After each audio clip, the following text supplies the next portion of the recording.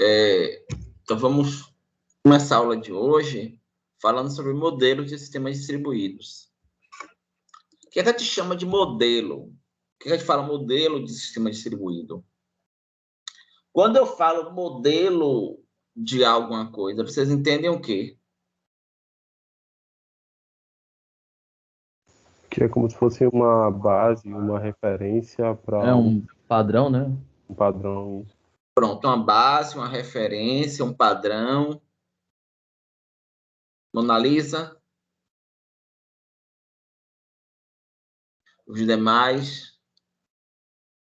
Então, assim, na verdade, é basicamente isso. Uma referência, uma base para a gente representar, né? Então, quando eu falo em modelo, é um meio de representar a realidade do sistema distribuído. E aí a gente torna explícitas as posições que a gente faz em relação ao sistema, a gente faz as generalizações que são possíveis, e isso a gente pensa em quais são as propriedades desejáveis ou necessárias que o ambiente tem que manter para a gente poder executar os algoritmos. Bem, nós temos basicamente 3 tipos de modelos de sistemas distribuídos. A gente chama de modelos de interação, falha e segurança. O que eu quero dizer com o modelo de interação?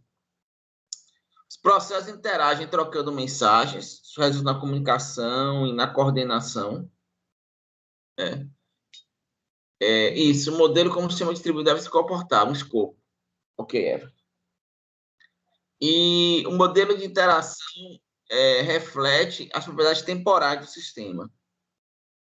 Então, quando eu falo em modelo de interação, eu vou falar dos mecanismos que um processo interage com o outro. E esses mecanismos normalmente são mediados por uma referência temporal. Por isso que o modelo de interação ele tá relacionado com as propriedades temporais do sistema. Certo? O modelo de falhas ele é um pouco mais fácil da gente visualizar. Eu penso que o software e o hardware podem falhar, certo? De alguma forma.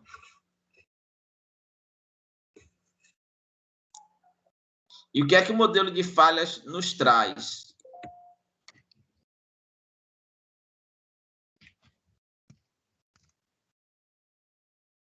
Como é que o hardware e o software podem falhar? Quais são as falhas nesse ambiente? Certo? Então, eu vou pensar aqui, o modelo de falhas define e classifica essas falhas, certo? Já o modelo de interação, como a gente falou, a gente pensa em propriedades temporais. E o modelo de segurança, nós focamos na forma que os ataques do sistema podem acontecer. Então, tá claro, gente? Sim. Modelos de falhas, propriedades temporais, modelo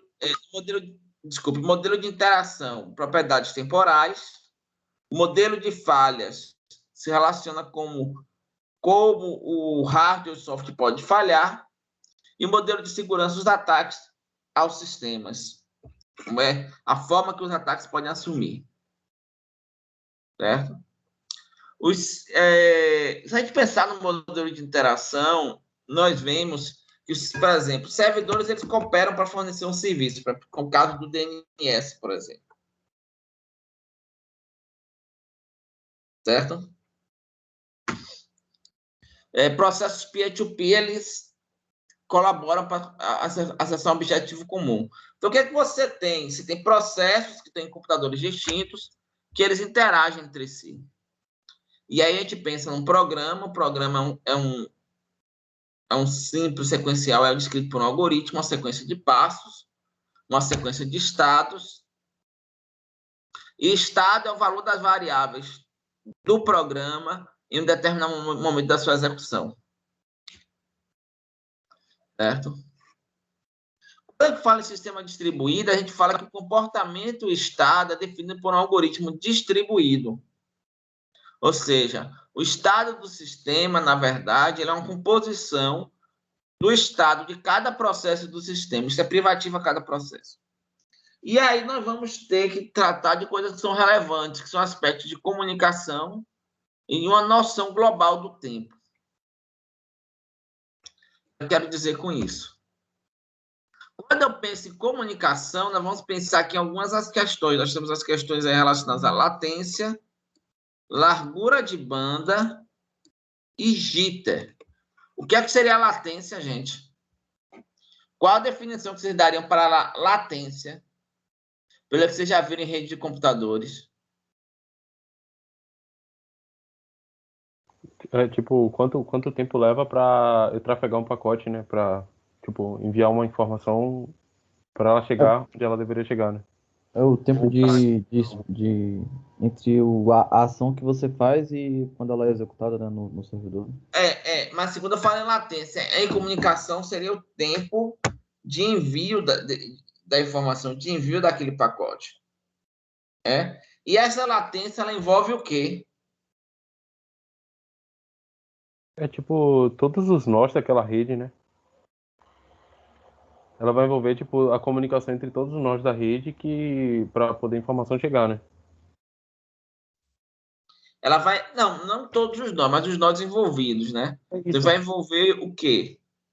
Envio dos bits, processamento pelas camadas de software, que você vai enviar, o programa vai enviar usando o socket, vai passar para o sistema operacional, vai trafegar na rede, passar para os roteadores intermediários, chegar no outro lado, mesma coisa, sistema operacional, até chegar no processo aplicação de destino. E o que seria a largura de banda?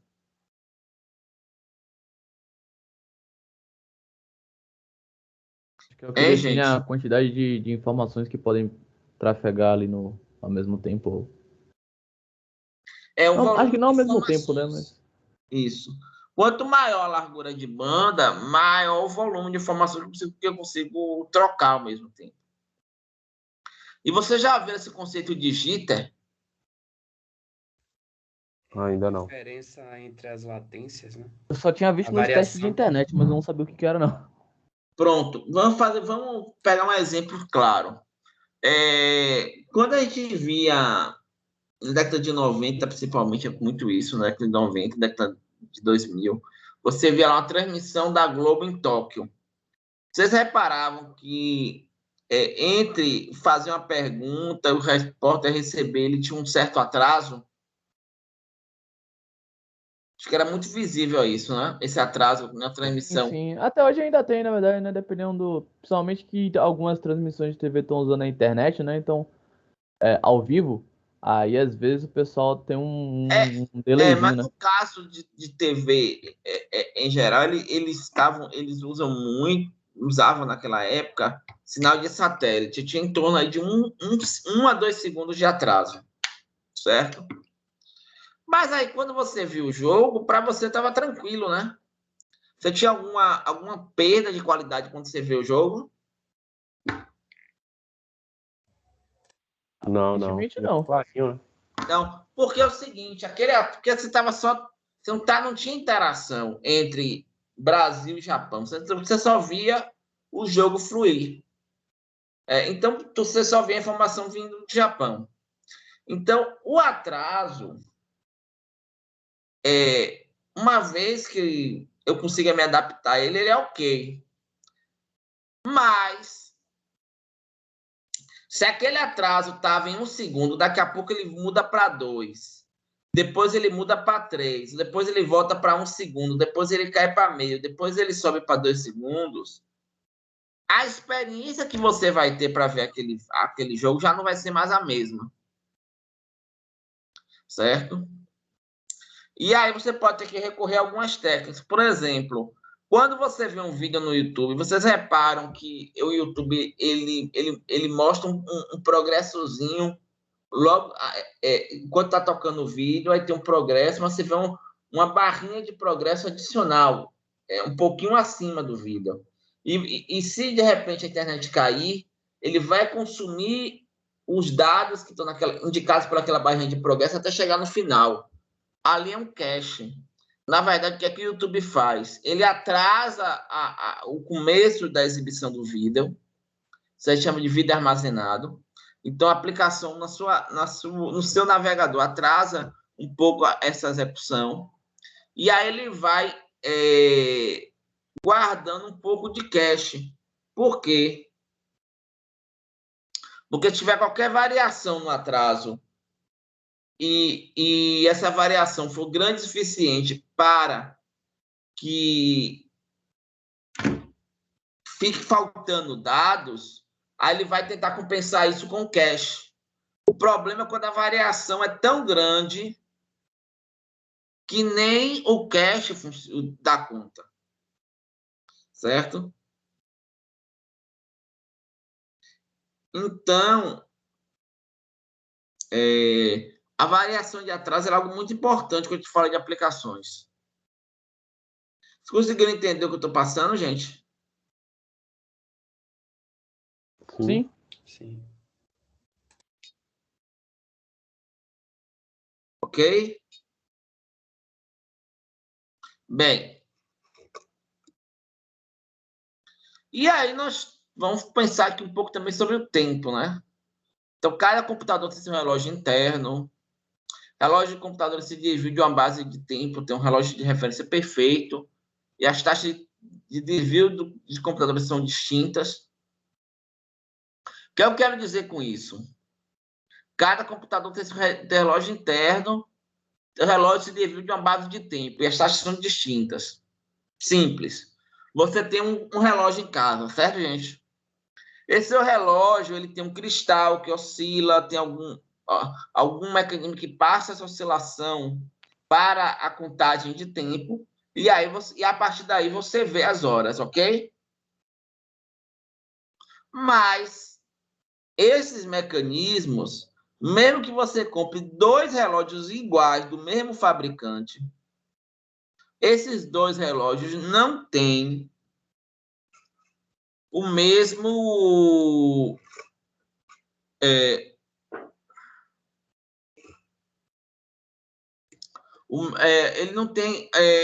não avança no mesmo tempo. Sabe por quê?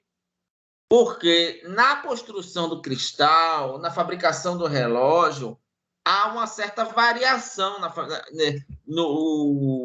qualidade dessa construção. Certo?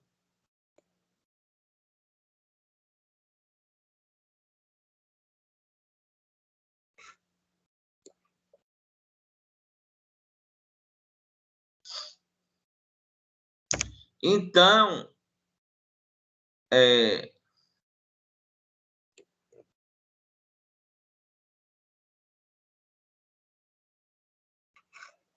o que é que a gente pode pensar sobre isso?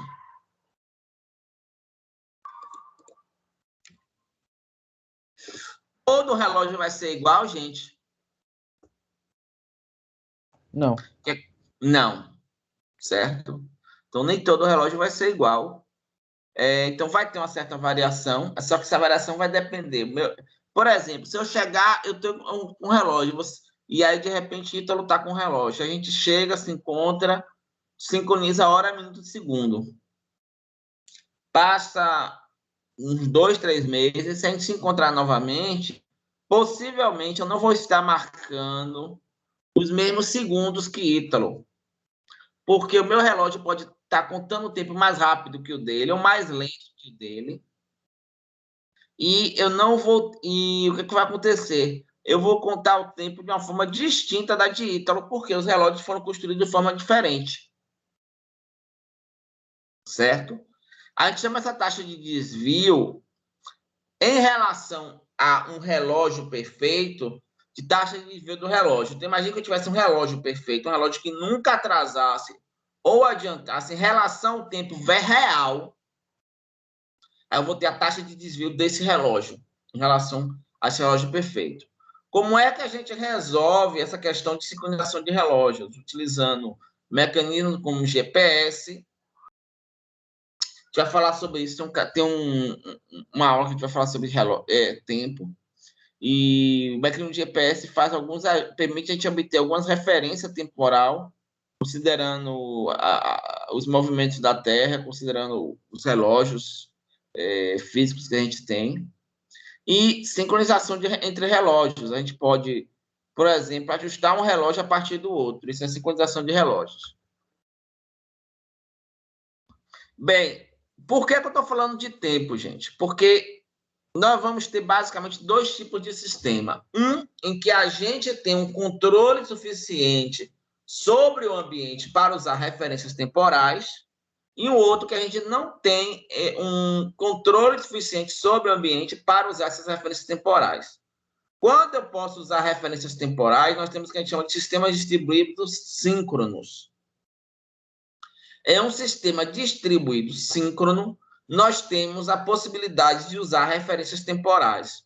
O que é que esse sistema distribuído síncrono possui? Tempo para executar cada ação. Então, cada ação de um processo tem um limite inferior e superior de execução. Se for executar uma tarefa, eu vou executar um método de um objeto, executar uma operação, eu posso executar ela no menor tempo possível ou no tempo máximo possível, certo? Então, se eu consigo estimar esses tempos mínimo e máximo para a execução de uma tarefa no processo, ou para mandar uma mensagem de um processo A para um processo B, como é que eu te mando a mensagem de um processo A para um processo B? Através do meio de comunicação, que a gente vai chamar esse meio, envolvendo as camadas de software de cada processo e a rede de canal de comunicação. E cada canal de comunicação tem um limite conhecido. Então, tem um limite mínimo e máximo para aquela mensagem chegar.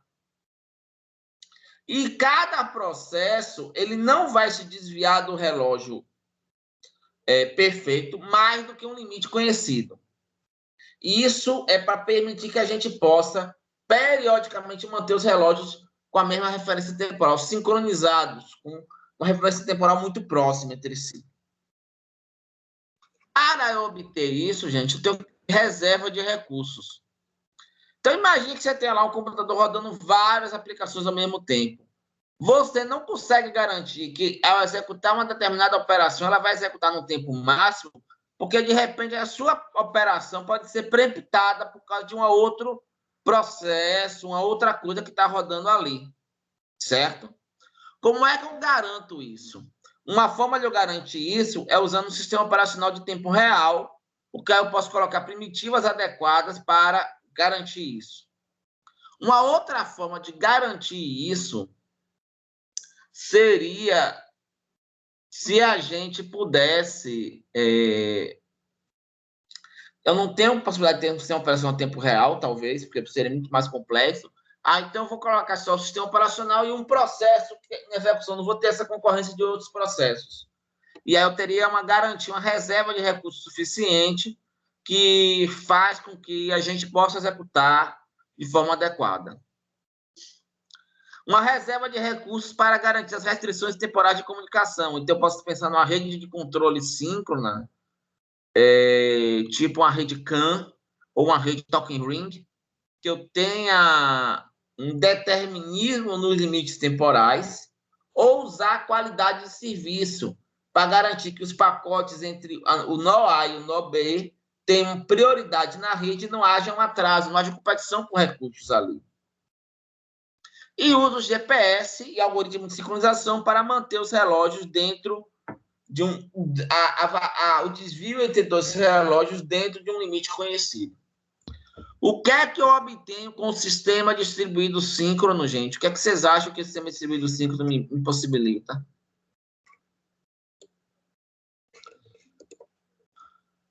Hein?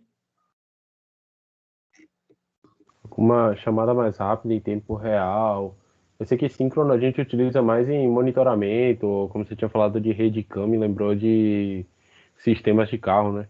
Com carros autônomos e tudo mais, que você consegue, tipo, fazer monitoramento em tempo real de velocidade, de saber se o outro carro da frente está mais próximo, esse tipo de coisa.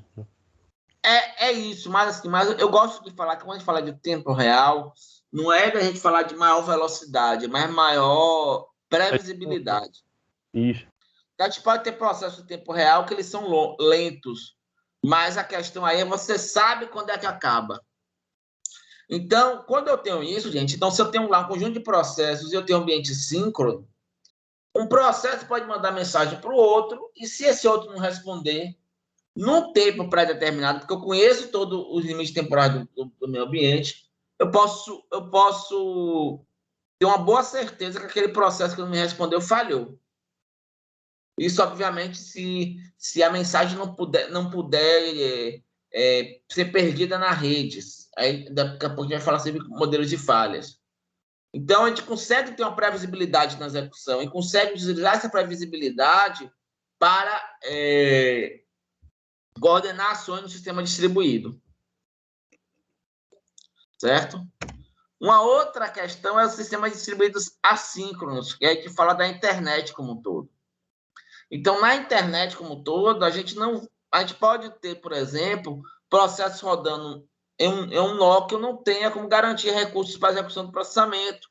Ou a comunicação entre dois nós, eu não tenho qualidade de serviço, eu não tenho rede de controle, ou não tenho, ou os atrasos são tão grandes que não faz muito sentido a gente sincronizar os relógios entre dois nós distintos. E aí, nesses sistemas, a gente não consegue falar em certeza de falha. Eu falo apenas de uma mera suspeita de falha. Porque eu não sei se o nó falhou ou se a rede ou ele está lento. Por que eu não sei isso, gente? Acho que é porque, como é assíncrono, não dá pra realmente ter uma noção do que pode ter acontecido. Acho que já tem que levar em consideração os delays que estão na Isso. conexão. Por exemplo, alguns sistemas, por exemplo, como web browsers, eles assumem que se o tempo típico de resposta, o tempo de resposta for muito maior que o tempo típico, ele diz, olha, aconteceu uma falha aqui. Mas a rigor não consigo dizer se essa falha foi do processo em si, porque pode ser simplesmente que a rede está lenta. Em ambientes assíncronos, a gente vai usar referências temporais, gente, baseadas em relógios lógicos. Eu não vou usar uma referência temporal física. Então, vou usar aqui, por exemplo, um contador de eventos. Certo? Então, vou usar a referência dessa ordem. Então, tem ordenação de eventos no tempo físico. Eu uso relógios sincronizados. Eu permitiria que eu colocasse tudo na mesma ordem, mas eu não vou conseguir sincronizar os relógios. E a gente vai usar esse conceito de relógios lógicos que a gente vai ver mais na frente. Lamport aborda ele, onde a gente consegue ordenar eventos relacionados que ocorrem em diferentes processos. Não uma ordenação completa, mas uma ordenação que pode ser útil para a gente executar determinadas ações. E há ainda outros sistemas que a gente chama de parcialmente síncronos, que a gente tem alguma informação de limites temporais, que é o caso aí do assincronismo parcial ou do assíncrono temporizado, que você assume que a rede, em algum momento, ela começa a se comportar bem, aí você pode assumir que existe um tempo típico para a execução de determinadas ações, ou sistemas como a base de computação temporizada ou o HA, híbrido adaptativo, em que você assume que certos processos estão conectados entre si por canal de comunicação síncrono, mas a rede como um todo não é toda síncrona. Então, você pode ter, por exemplo, fazer um monitoramento somente entre o processo 1 e o processo 2, mas o processo 2 para o processo 3 está conectado via canais assíncronos, então você não pode fazer monitoramento a partir desse canal, certo? Mas aí, o que acontece? Tanto em um caso quanto em outro, a gente tem um pouquinho mais de informação sobre o ambiente do que no modelo assíncrono. E aí a gente consegue utilizar isso a nosso favor. Alguma dúvida, gente, até agora? Tô tranquilo por enquanto. Pronto. E agora a gente vai falar um pouco sobre o modelo de falhas. Então, modelo de falhas, processos e canais de comunicação podem falhar. Falhar é divergir do comportamento considerado correto ou desejável. E uma falha ela pode se manifestar em um sistema. A gente tem alguns tipos de falhas. Uma falha que a gente tem bastante comum é que a gente chama de falha por omissão, que quando é um processo, um canal de comunicação deixa de executar as ações. O que seria isso? um processo lá, do nada, ele para de executar, dá uma tela azul, aconteceu uma queda de energia, aí ele para de responder. Isso se chama de colapso ou crash. E quando a gente fala de canal de comunicação, a gente fala em perda de mensagem. A gente fala que a rede ela perde mensagem. Isso pode acontecer no envio, envolvendo processo remetente e buffer de envio, na recepção, envolvendo o buffer de recepção e processo de destino, e no próprio canal, envolvendo o próprio meio de comunicação. Então, a mensagem ela pode ser perdida em algum momento aqui. Então, se em algum momento a mensagem está sendo enviada, aconteceu uma falha no roteador e a mensagem se perdeu, e aí eu não tenho nenhum mecanismo que recupere essa mensagem, esse cara aqui nunca vai saber que aquela mensagem foi enviada. Certo?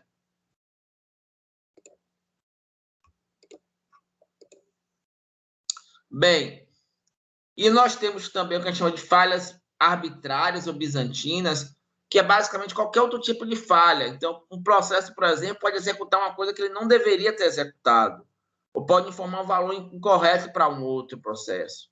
Ou um canal de comunicação pode corromper mensagens, enviar mensagens inexistentes, entregar mais de uma mensagem por vez.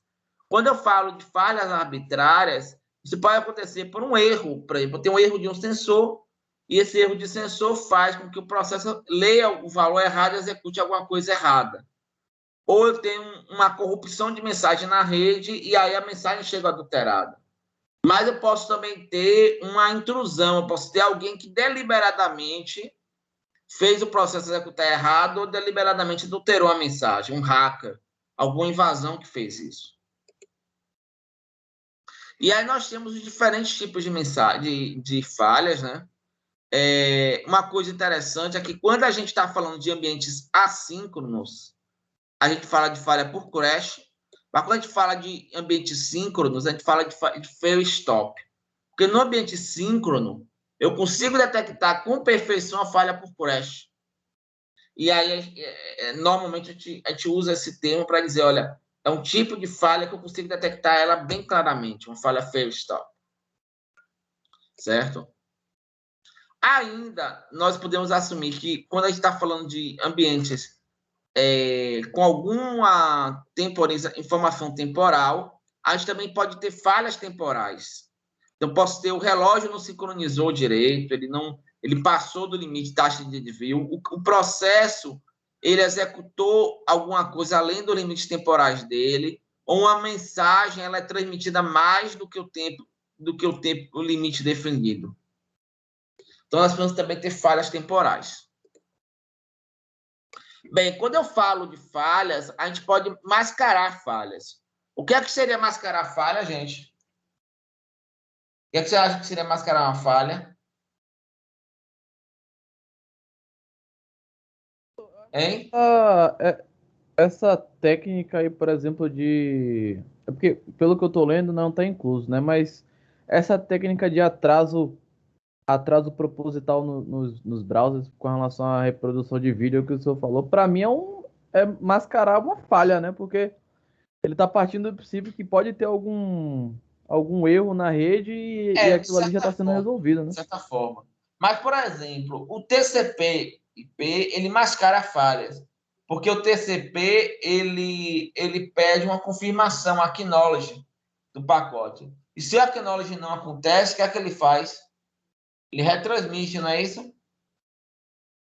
Então, se eu tenho um protocolo de retransmissão de mensagens, eu oculto falhas de omissão do canal, por exemplo. Um outro tipo de mascaramento de falhas é se eu tenho um serviço que ele roda de forma replicada. Eu tenho mais de uma réplica e quando eu acesso esse serviço, eu não sei exatamente que réplica que está me respondendo. Se alguma réplica, a réplica que está me respondendo falha, outra assume e eu não vejo isso. Isso também, a replicação também é um mecanismo de mascaramento de falhas. A gente também pode ter o que a gente chama de comunicação confiável, quando a gente tem um mecanismo como retransmissão de mensagens, e aí a gente consegue garantir que qualquer mensagem colocada no buffer de envio vai chegar no buffer de recepção, então qualquer mensagem que for enviada vai ser entregue. E que a mensagem, e a gente tem mecanismos de verificar que a mensagem ela não é entregue mais do que uma vez, é só entregue uma única vez, e que a mensagem não foi corrompida. Isso é fácil de fazer, de colocar esse mecanismo de sequência no canal e de verificação da integridade da mensagem. Nós temos a possibilidade de ter ataques, mas isso são mecanismos que a gente pode fazer. E a gente tem também o que a gente chama de modelo de segurança. Quando a gente fala de modelo de segurança, a gente fala em possibilidades de subversão da informação. Então, a gente vai ter aí o que a gente chama de direito de acesso, né? Então, eu vou ter que garantir que somente determinada entidade pode ter acesso. Então, eu vou ter que ter mecanismos de identidade e autorização para ver quem está fazendo acesso dos dados. E quando eu mando uma mensagem, essa mensagem ela pode ser copiada por um inimigo e adulterada. Isso pode estar previsto no meu modelo de segurança e eu posso ter mecanismos para responder a isso. Então, o processo pode receber mensagens de outros processos, não saber quem está enviando. Um servidor pode receber solicitações por identidade ou localização falsa. Eu posso receber um resultado de situação que venha de um invasor e não saber a origem da mensagem. A mensagem pode ser adulterada. Então, como é que eu resolvo isso? Eu resolvo isso por meio de técnicas como criptografia, em que eu cripto as mensagens utilizando chaves, e autenticação. Eu posso combinar certos arranjos de criptografia para garantir que a mensagem que eu enviei, utilizando, por exemplo, a chave pública a chave pública do processo destinatário, quando a mensagem chega do outro lado, ela tem que ser descriptografada utilizando a chave privada, que só o destinatário sabe.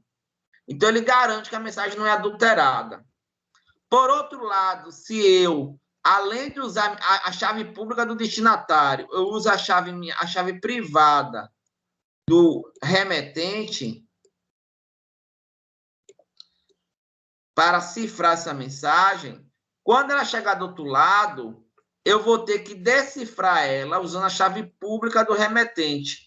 E aí eu tenho a certeza também que essa mensagem ela veio de quem diz que é o remetente. Porque a chave pública é daquele remetente específico que eu já conheço previamente. E, por meio disso, você cria o que a gente chama de um canal seguro, onde você consegue enviar as mensagens de forma adequada. Certo, gente? Então, eu poderia começar a falar de tempo e estados globais, mas vamos deixar parar por agora. E aí, na próximo encontro nosso, a gente começa a tratar sobre isso. Ok? Tem alguma dúvida, alguma questão? Tranquilo, não. Então, tá A parte ok. foi tranquilo. Certo. Eu vou parar a gravação e boa final de semana para vocês.